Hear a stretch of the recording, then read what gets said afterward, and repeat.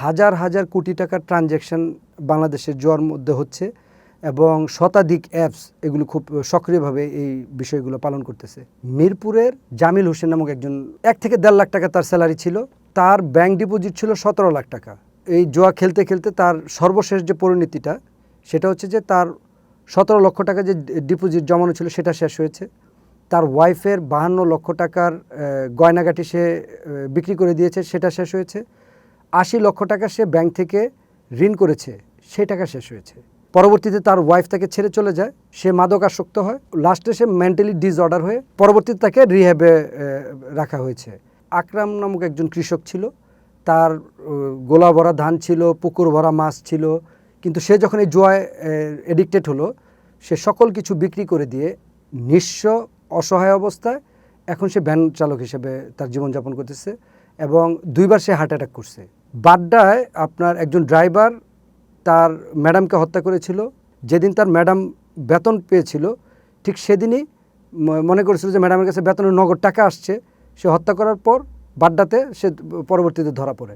ঢাকা ইউনিভার্সিটির একটা ছাত্র আত্মহত্যা করছে। চট্টগ্রাম কলেজের একটা ছাত্র আত্মহত্যা করলো। 30 সালে বাবা মাকে একসাথে হত্যা করছে একটা ছেলে, জুয়ার টাকা না পাওয়ার কারণে। কামরাঙ্গীরচর একটা জায়গা আছে, সেখানে স্বামী স্ত্রীকে হত্যা করছে জুয়া খেলাকে ইস্যু করে, জুয়া খেলার টাকা পয়সা নিয়ে।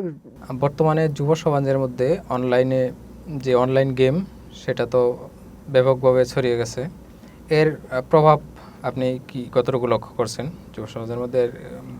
মন্দ দিক, ভালো দিক, আপনার বিশ্লেষণ কি? ধন্যবাদ। ভালো দিক তো এটার কোনোটাই নাই। জুয়া বর্তমানে যে পর্যায়ে ছড়াইছে, আমরা জুয়াটাকে আগে কল্পনা করতাম এইভাবে যে মানুষ হাতে তাস নিয়ে তাস খেলতো, এটাকে আমরা আসলে জুয়া হিসাবে একসময় দেখতাম, যে হাতে তাস নিয়ে তাস খেলতো এবং এটা নিয়ে এটার যারা এটার বিনিময় মূল্য হিসেবে টাকা সংগ্রহ করতো, এটাই জুয়া দেখতাম। 2019 সালে আপনার মনে আছে কিনা, এই আওয়ামী গভর্নমেন্ট সব জায়গায় জুয়ার অভিযান চালাইলো, ওই ক্যাসিনিও বোট টোট এগুলো নিয়ে খুব অভিযান চালাইলো। অভিযান চালানোর পর দেখলাম যে অনেক জায়গায় জুয়ার ক্লাব যেগুলো ছিল, যেগুলোতে প্র্যাকটিক্যালি গিয়ে মানুষ জুয়া খেলতো, সেই জায়গাগুলো আপনার ব্যান করলো কিছুদিনের জন্য। এবং আমরা দেখলাম বস্তায় বস্তায় টাকা, 2 ভাই পুরান ঢাকার, আমার নামটা এখন মনে নাই, যে এই তারা জোয়ার, এটা আমরা প্রাথমিক একটা সম্রাট সহ আরও কয়েকজনের 2 ভাই ছিল, আপন 2 ভাই, ড্যামরা বা ওই অঞ্চলে। এই প্রথম আমরা ক্যাসিনিওর শব্দটার সাথে একটু নতুনভাবে পরিচিত হলাম, আপনার মনে আছে কি না? এর পরের বছরই আপনার 2019-এর ডিসেম্বর থেকে 2020-এর জানুয়ারি থেকে আপনার আনুষ্ঠানিকভাবে সারা পৃথিবীতে ওয়ার্ল্ড ওয়াইড করোনা মহামারীর প্রাদুর্ভাব শুরু হলো। মানুষজন যখন ঘরবন্দি হয়ে গেল, আমার কাছে এটা আমার ব্যক্তিগত অভিমত, মানুষজন যখন ঘরবন্দি হয়ে গেল, কাজবিহীন হয়ে গেল এবং মানুষের আসলে বাড়তি কোনো কাজ নেই, ইলেকট্রনিক ডিভাইসের উপর মানুষের নির্ভরতা বাড়লো, ঘরে বসে থাকলো, ঘরে আটকে গেল, তখনই এই যে অনলাইন গেমিং বা বেট যে জুয়ার এগুলো আস্তে আস্তে প্রচলন শুরু হলো। এবং আপনি জানেন আগে থেকেই তো বাংলাদেশে প্রায় 5% বেকার, এই অঞ্চলের মধ্যে বাংলাদেশে তো বেকারত্বের হারটা একটু বেশি। 5% বেকার, তার মানে 20 কোটির এই দেশে 27 লাখ বেকার হচ্ছে আমাদের স্বীকৃত, সরকারি স্বীকৃত। তবে ছদ্মবেশী বেকার যদি আপনি গণনা করেন, যেটা ওয়ার্ল্ড ওয়াইড একটা স্বীকৃত প্রসেস, যেটাকে আপনার বলি যে 15 থেকে 29 বছরের এবং মাঝে মাঝে যারা কাজ করে মাঝে মাঝে কাজ করে না, এটাকে ছদ্মবেশী বেকার বলি আমরা। এই বেকার সহ বাংলাদেশে 1 কোটি 20-25 লাখ লোক বেকার অবস্থায় আছে। তো আন্তর্জাতিক যে বেট বা জোয়ার যে যারা এগুলো মেনটেন করে, তারা চিন্তা করলো এটা তো বাংলাদেশের জন্য একটা খুব উপযোগী, এত বেকারের দেশ, এখানে আমাদের এই অ্যাপসটা আমরা খুব ভালো ব্যবসা করতে পারবো। এবং এই 2019-এর পর থেকেই বাংলাদেশে আস্তে আস্তে বেটিং যে বা জোয়ার যে ক্যাসিনোর যে অ্যাপস বা ওয়েবসাইটগুলো, এগুলো আস্তে আস্তে মানুষের কাছে পরিচিত হলো এবং এগুলো বাংলাদেশে একটা অবস্থানের মধ্যে আসতে থাকছে। আমরা আশ্চর্য হলাম তখনই, ঢাকা ইউনিভার্সিটির কমিউনিকেশন ডিসঅর্ডার বিভাগের একজন গবেষক যখন বলল যে হাজার হাজার কোটি টাকার ট্রানজ্যাকশন বাংলাদেশের জুয়ার মধ্যে হচ্ছে এবং শতাধিক অ্যাপস এগুলো খুব সক্রিয়ভাবে এই বিষয়গুলো পালন করতেছে, তখন কিন্তু আমাদের একটু টনক লড়ল। আপনি ইদানিং ফেসবুকে ঢুকলে আপনি দেখবেন, ঘরে বসে টাকা উপার্জন করুন বিনিয়োগ ছাড়া, ঘরে বসে কোটি কোটি টাকা উপার্জন করুন, ঘরে বসে লাখ লাখ টাকা উপার্জন করুন, এই টাইপের চটকদার বিজ্ঞাপনে পুরো ফেসবুক সয়লাভ। এবং সবচেয়ে বড় যে বিষয় হচ্ছে বড় বড় শোবিজ তারকা, খেলোয়াড়, গায়ক, নায়ক তারাও প্রথম এই জুয়ার প্রমোটে তারা কাজ করছে। তারা এগুলোর মধ্যে অ্যাড দিছে, মানুষকে উৎসাহিত করেছে। পরবর্তীতে আমরা দেখলাম যে অনেকে এটা নিয়ে সমালোচনা হলো। এখন সমালোচনার পর তারা আবার নিজেদেরকে সরায় নিল এবং জুয়ার যে অ্যাপসগুলো তারা এখন আবার অনেক নায়ক, গায়ক বা বিভিন্ন শোবিজ তারকাদের ব্যবহার করছে। কোনোটা তাদের সাথে অনুমোদন নিয়ে ব্যবহার করেছে, কোনোটা তাদের সাথে অনুমোদন ছাড়া ব্যবহার করেছে। জুয়াটা বাংলাদেশে কী পরিমাণে ইমপ্যাক্ট করছে তা যদি আমি আপনাকে বলতে চাই, তাহলে আমি একটা উদাহরণ দিতে হচ্ছে। মিরপুরের জামিল হোসেন নামক একজন বেসরকারি সে ছিল, বেসরকারি একটা বড় কর্পোরেট অফিসের বড় ঊর্ধ্বতন কর্মকর্তা ছিল। সে 1 থেকে 1.5 লাখ টাকা তার স্যালারি ছিল। যেহেতু আমরা একটা কেস স্টাডি হিসেবে আনছি, তো তার ব্যাংক ডিপোজিট ছিল 17 লাখ টাকা। প্রথমবার যখন সে এই ইয়াতে গেল, জোয়ার এই ইয়াটা নামালো, অ্যাপসটা, এই জোয়া খেলতে খেলতে তার সর্বশেষ যে পরিণতিটা সেটা হচ্ছে যে তার 17 লক্ষ টাকা যে ডিপোজিট জমানো ছিল সেটা শেষ হয়েছে। তার ওয়াইফের 52 লক্ষ টাকার গয়নাগাটি সে বিক্রি করে দিয়েছে, সেটা শেষ হয়েছে। 80 লক্ষ টাকা সে ব্যাংক থেকে ঋণ করেছে, সেই টাকা শেষ হয়েছে। পরবর্তীতে তার ওয়াইফ তাকে ছেড়ে চলে যায়, সে মাদকাসক্ত হয় এবং লাস্টে সে মেন্টালি ডিসঅর্ডার হয়ে পরবর্তীতে তাকে রিহ্যাবে রাখা হয়েছে। এবং এটা একটা উচ্চ শ্রেণীর গল্প আমি আপনাকে বললাম। আরেকটা যদি আমি একটু নিচের দিকে গল্প বলি বা একেবারে আমাদের মার্জিনাল লেভেলে যারা থাকে, অজপাড়া গায়ে, কুষ্টিয়ার নাজিরপুর উপজেলার মাটিভাঙ্গা ইউনিয়নের বড়ই পোতা গ্রাম বা বড়ইবাড়ি গ্রাম, একটা গ্রাম আছে। সেখানে একটা আকরাম নামক একজন কৃষক ছিল। তার গোলা ভরা ধান ছিল, পুকুর ভরা মাছ ছিল। কিন্তু সে যখন এই জুয়ায় এডিক্টেড হলো, সে সকল কিছু বিক্রি করে দিয়ে নিঃস্ব অসহায় অবস্থায় এখন সে ভ্যান চালক হিসেবে তার জীবনযাপন করতেছে। এবং 2বার সে হার্ট অ্যাটাক করছে। তার সকল কিছু সর্বস্ব বিক্রি করে দিয়ে সে 2বার হার্ট অ্যাটাক করছে। এটা হচ্ছে আমাদের জীবন্ত 2জন ব্যক্তির আমি গল্প বললাম। এখন আমি বলতেছি কিছু বাস্তবতার গল্প, এটা আপনি শুনে থাকবেন। বাড্ডায় আপনার একজন ড্রাইভার তার ম্যাডামকে হত্যা করেছিল। সে ড্রাইভার এই জুয়ায় আসক্ত ছিল। পরবর্তীতে পুলিশ তদন্ত করে বের করলো যে সে জুয়ায় হারতে হারতে এতটা হতাশা হয়েছিল যে অনেকের কাছে টাকা পয়সা লোন টোন করে সে অভাবগ্রস্ত হয়ে যাওয়ার কারণে যেদিন তার ম্যাডাম বেতন পেয়েছিল ঠিক সেদিনই মনে করেছিল যে ম্যাডামের কাছে বেতনের নগদ টাকা আসছে। সে হত্যা করার পর বাড্ডাতে সে পরবর্তীতে ধরা পড়ে। ঢাকা ইউনিভার্সিটির একটা ছাত্র আত্মহত্যা করছে, কারণ সে যে পরিমাণ টাকা ব্যয় করছিল, ব্যয় করার পর অন্য অনেকের কাছে সে টাকা ধার কর্য করে একটা পর্যায়ে হতাশা থেকে সে ঢাকা ইউনিভার্সিটির মতো ইউনিভার্সিটির একটা ছাত্র আত্মহত্যা করলো। চট্টগ্রাম কলেজের একটা ছাত্র আত্মহত্যা করলো, কারণ তার কলেজের বেতনের জন্য, টিউশনের টাকার জন্য যে টাকা দিয়েছিল সে টাকা তারা পরিশোধ না করে সে একটা জুয়া খেলে পরবর্তীতে বাবা মার কাছে কী জবাব দিবে, হতাশা থেকে সে আত্মহত্যা করলো। আপনার 30 সালে আপনার মনে আছে কি না, বাবা মাকে একসাথে হত্যা করছে একটা ছেলে। জুয়ার টাকা না পাওয়ার কারণে বাবা মা টাকা তাকে চাপায় রাখছিল, মানে টাকা দিতে চাচ্ছিল না। কয়েক দফা বলার পর যখন টাকা পাচ্ছিল না, সে তার বাবা মাকে হত্যা করলো। কামরাঙ্গীরচর একটা জায়গা আছে, সেখানে স্বামী স্ত্রীকে হত্যা করছে জুয়া খেলাকে ইস্যু করে। জুয়া খেলার টাকা পয়সা নিয়ে স্বর্ণ অলংকার নেওয়ার জন্য বা কিছু টাকা বাড়তি কয়েকবার চাইছিল, না দিতে পারার পর চরম কলহর মাঝখানে দিয়ে সে হত্যা করলো স্ত্রীকে। সর্বশেষ কিছু ঘটনা হচ্ছে আপনার চট্টগ্রামে, আপনার এই রাফি ইঞ্জিনিয়ার, সিভিল ইঞ্জিনিয়ারের পড়াশোনা করে 4র্থ বর্ষের একটা ছাত্র রাফি, সে জুয়া খেলে সর্বশান্ত হওয়ার পর চুরি করা শুরু করলো। একটা বাড়িতে চুরি করতে গিয়ে সে দেখলো কি যে চুরি করার জিনিসপত্র সে গোছা ফেলছে। তখন বাড়ির যে গৃহকর্ত্রী, কাজের মহিলা, সে তাকে দেখে ফেলছে, যাতে সে এই জিনিসটাকে ফ্ল্যাশ না করতে পারে। এবং ওই যে বাসায় চুরি করতে গেছিলো সে সম্ভবত তাদের নিকটাত্মীয় কোনো একজন সম্পর্কিত। তখন ওই মহিলাকে সে হত্যা করে ফেলে। এই যে এতগুলো হত্যা এবং প্রতিদিনই বিভিন্ন রকম পারিবারিক কলহের যে হত্যা হচ্ছে, এগুলোর ক্ষেত্রে আপনি দেখবেন যে কোনো না কোনোভাবে এই জুয়া বা এই অনলাইন বেট গেমগুলা জড়িত। এখন আপনারা বলতে পারেন, আমার একটা ধারণা, এই যে কাপাসিয়া যে 5টা হত্যা হলো, এখানে 3টার যে কোনো একটা কেস আপনি পাবেন। হয় এই স্বামী জুয়ায় এডিক্টেড ছিল, অথবা মাদক এডিক্টেড ছিল, অথবা পরকীয়। এই 3টা বর্তমানে আমাদের সমাজ ব্যবস্থাকে একেবারে টালমাটাল করে ফেলছে। এবং এই তিনটাকে আরও প্রভাবক হিসেবে কাজ করতেছে জুয়াটা। তো জুয়াটার উপরে আমাদের এই হাজার হাজার কোটি টাকা পাচার হয়ে যাচ্ছে।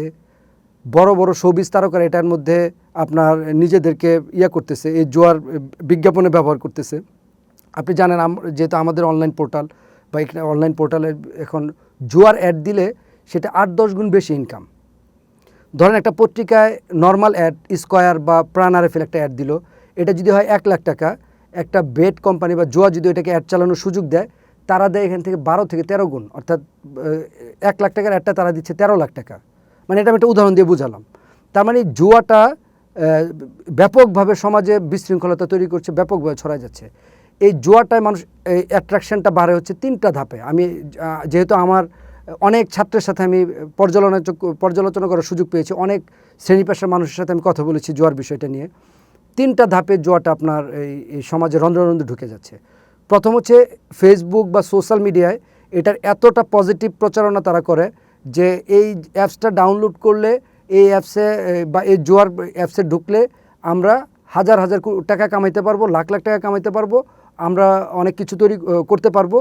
এবং তারা কি করে একটা মেকানিজম তৈরি করে জুয়ার মধ্যে। আপনি যখন প্রথম ঢুকবেন তখন তারা প্রথম 100-200 টাকায় তারা আপনার 20-30 হাজার 40 হাজার টাকা গিফট দিবে বা অ্যাট্রাকশন তৈরি করবে যে না তুমি এখানে আসছো, তোমার প্রচুর টাকা ইনকামের একটা রাস্তা তুমি পেয়ে গেছো। তখন সে আকর্ষণে খেলতে খেলতে যখন ওই টাকাগুলো শেষ হয়ে যায় বা ওইখান থেকে কিছু টাকা সে ইউটিলাইজ করে, সে বের করে বিভিন্ন জায়গায় গল্প করে যে আমি 100 টাকা খেলে বা 200 টাকা খেলে আমি লাখ লাখ টাকা পাচ্ছি, হাজার হাজার টাকা পাচ্ছি।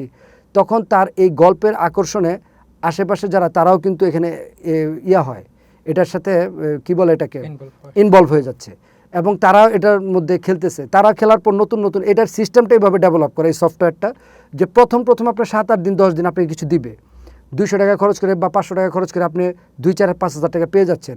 আপনি মনে হচ্ছে ওফ, আমি তো একটা ভালো লাইন গার্ড পেয়ে গেছি, আমার একটা ভালো ইনকামের সুযোগ হয়েছে। দ্বিতীয় ধাপে গিয়ে তারা কি করে, আপনাকে আর দেওয়াটা বন্ধ করে দেয়। মানে এই যে আমরা ব্রিটিশ আমলে চা খাওয়া শিখাইছে, পরে 4 টাকা দিয়ে কিনে খেতে হচ্ছে, এই টাইপের। দ্বিতীয় ধাপে তারা দেওয়া বন্ধ করে, তারা তখন নিতে থাকে। এখন তার ক্যাপাসিটিতে যা থাকে প্রথম সেটা সে ব্যয় করার পর তার মাথায় যেটা কাজ করতে থাকে যে আমার যেহেতু কিছু টাকা লস হয়ে গেছে, তাহলে এই লসটাকে কাভার করার জন্য আমি খালি খেলবো। এখন লসটা উঠে গেলেই আমি আর কোনো দিন জুয়া খেলবো না, তওবা তাহলিল করে আমি আল্লাহর রাস্তায় জুয়া বাদ দিব। এখন এই লস কাভার করতে গিয়ে সে লস দিতে তার যা ছিল সব শেষ।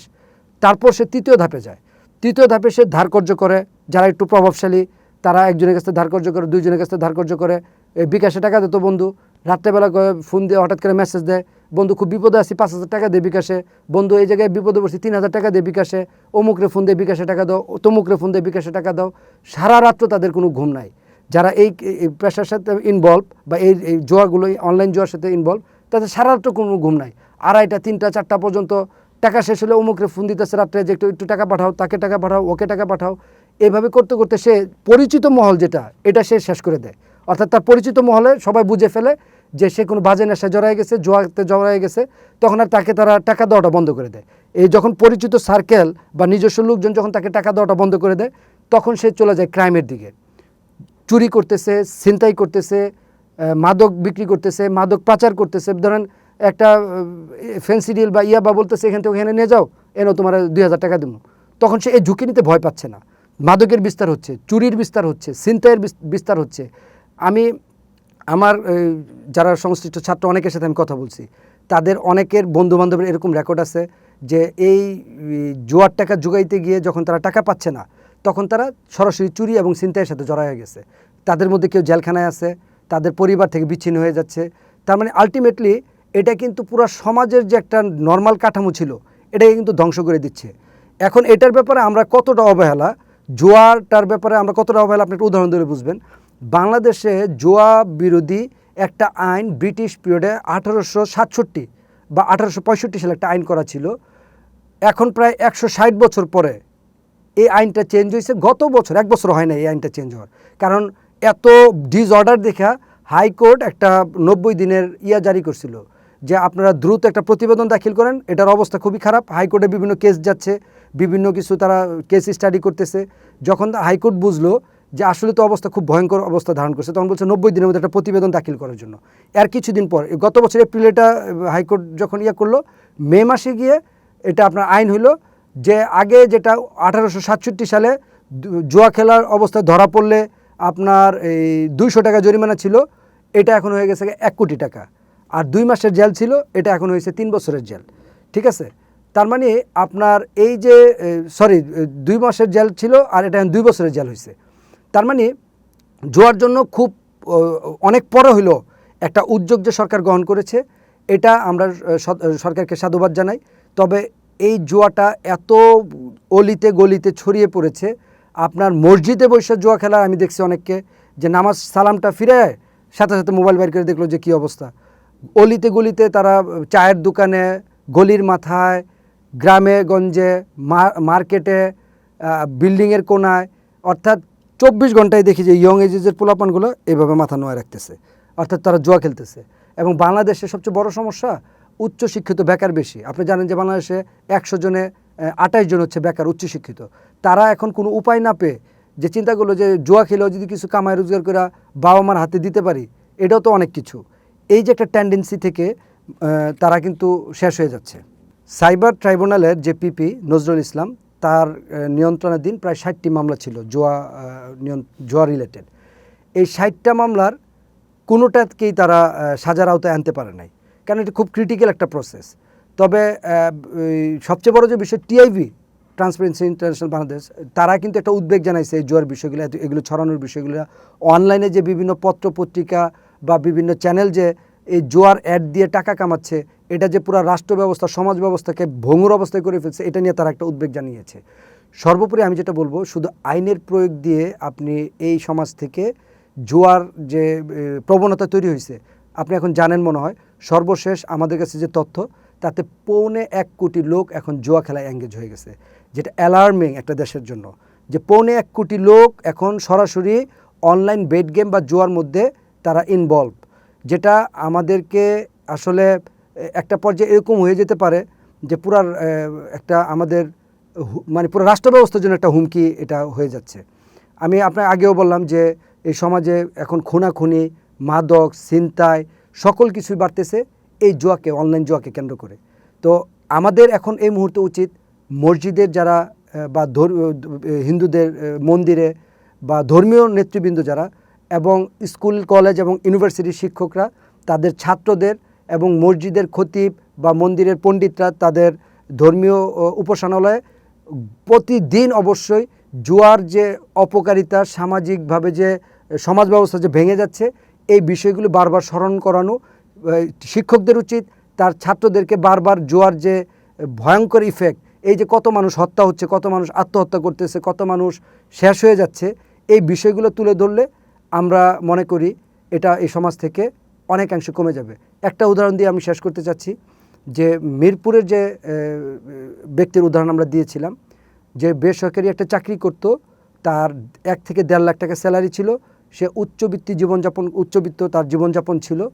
সেই লোকটা আপনার প্রথম যেদিন জুয়ার গেমিং অ্যাপটা নামালো, সে কিছু টাকা জিতলো, এবং বেশ কিছু টাকা, সে সম্ভবত 17,000 টাকা ইনভেস্ট করে প্রায় 6 লাখ টাকার মতো সে উইন করেছিল। এই লোভটা তাকে আরও বাড়িয়ে দিল। তখন সে খেলতে 6 লাখ টাকা হারালো। 6 লাখ টাকা হারানোর পর তার 17 লক্ষ টাকা জমানো ছিল। এই 17 লক্ষ টাকা পুরোটা সে ইনভেস্ট করলো। ইনভেস্ট করার পর যখন সে এটা কোনোভাবেই রিকভার করতে পারলো না, তখন সে লোন নিল, এবং লোন নিতে যেহেতু সে হাই প্রোফাইলে চাকরি করে, 70-80 লক্ষ টাকা, সে 80 লক্ষ টাকা লোন নিল স্পেসিফিক। 80 লক্ষ টাকা লোন নেওয়ার পর যখন এটা শেষ হয়ে গেল, এটাকে রিকভার চেষ্টা করতেছে সে তার ভিতরে একটা ধারণা জন্ম নিছে যে কোনোভাবে যে আমার টাকাটা গেছে, হারানো গেছে বা টাকাটা লস হয়েছে, এই লসটা আমি কাভার করবো। এই লস কাভার করতে গিয়ে এই লোভটাই সে তখন যখন আর কোথাও থেকে টাকা না পাচ্ছে, লোনের টাকাও তার শেষ, চারদিকের সারাউন্ডিং এরিয়া বা বন্ধুবান্ধব আত্মীয় স্বজনকেও সে আস্থার জায়গাটা নষ্ট করে ফেলছে। তখন তার ওয়াইফের যত গয়না ছিল, বিবাহের গয়না, সে বিবাহের গয়না এত পরিমাণ ছিল, আপনি বুঝেন তার সোশ্যাল স্ট্যাটাসটা বুঝতে পারবেন, যে 51 লক্ষ টাকার সে গয়না চুরি করে নিয়ে 51 লক্ষ টাকা বিক্রি করেছে, এবং বিক্রি করে দিয়েও সে খেলে এটা রিকভার করার চেষ্টা করছিল। যখন তার ওয়াইফ তাকে ছেড়ে চলে গেল এইসব বিষয় রাশি দিন নিয়ে, তখন সে মাদকাসক্ত হলো। মাদক গ্রহণ করতে করতে জুয়ায় লস করতে করতে সে কিন্তু পরবর্তীতে পাগল হয়ে গেল। মানে সে নর্মাল একটা লাইফ থেকে, সুন্দর সুখকর একটা জীবন থেকে তার জীবন কিন্তু একেবারে নিঃশেষে বিভাজ্য হয়ে গেছে। এটা হচ্ছে জুয়ার একটা বাস্তব উদাহরণ। আপনি এটা নিশ্চিত থাকতে হবে, জুয়া খেলে কিয়ামত হলেও আপনি জিততে পারবেন না, পারবেন না, পারবেন না। আপনি যদি পৃথিবীর সবচেয়ে বড় জুয়ারি হন, বাংলাদেশের সবচেয়ে বেশি মেধাবী হন এবং পৃথিবীর 1 নম্বর জুয়ারি হন, not only Bangladesh, world wide যদি আপনি 1 নম্বর জুয়ারি হন, আপনি জুয়ার টাকা রিকভার করতে পারবেন না, পারবেন না, পারবেন না। এই অ্যাপসটা, এই সফটওয়্যারটা ওইভাবে ডেভেলপ করা। তাই আপনি এই একটা নিছক ইয়ার পিছনে না ঘুরে আপনার রাষ্ট্র, সমাজ, পরিবার সকলকে সম্মিলিতভাবে এই জুয়া খেলার থেকে ফেরানোর জন্য সবাইকে সচেতন থাকতে হবে যে আমার স্ত্রী, সন্তান, পিতা, মাতা, ভাই, বোন কেউ এই জুয়া খেলতেছে কিনা। জুয়া খেলে তাদের অ্যাক্টিভিটি আপনি অনেক পরিবর্তন পাবেন। সে সামাজিকভাবে বিচ্ছিন্ন হয়ে যায়। 10 জন একসাথে গল্প করতেছে, সে দেখবেন মোবাইল নিয়ে ব্যস্ত। 10 জন হাসাহাসি করতেছে, খেলাধুলা করতেছে, সে মোবাইল নিয়ে ব্যস্ত। সবাই আমরা শুয়ে আছি, সে মোবাইল নিয়ে ব্যস্ত। সবাই আমরা বসে আছি, সে মোবাইল নিয়ে ব্যস্ত। সবাই বাসা আনন্দ উল্লাস করতে, সে মোবাইল নিয়ে ব্যস্ত। সবাই এক জায়গায় খাচ্ছে, সে মোবাইল নিয়ে ব্যস্ত।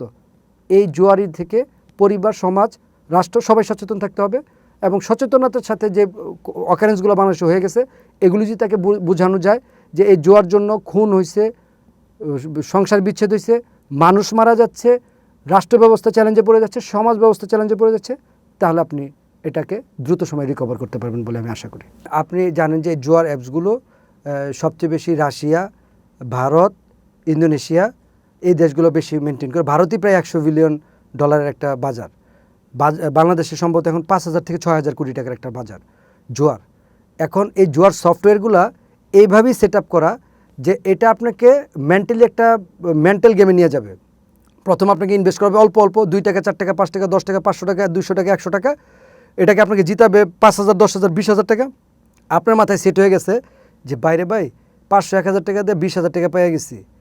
আমি যদি একটু মেধাবী, আমি একটু মেধা খাটায় খেলতে পারি, আমি তো হবু অনেক চালাক, আমি তো অনেক জায়গায় চড়ায় খাই, এই জায়গায় আমি পাবোই পাবো।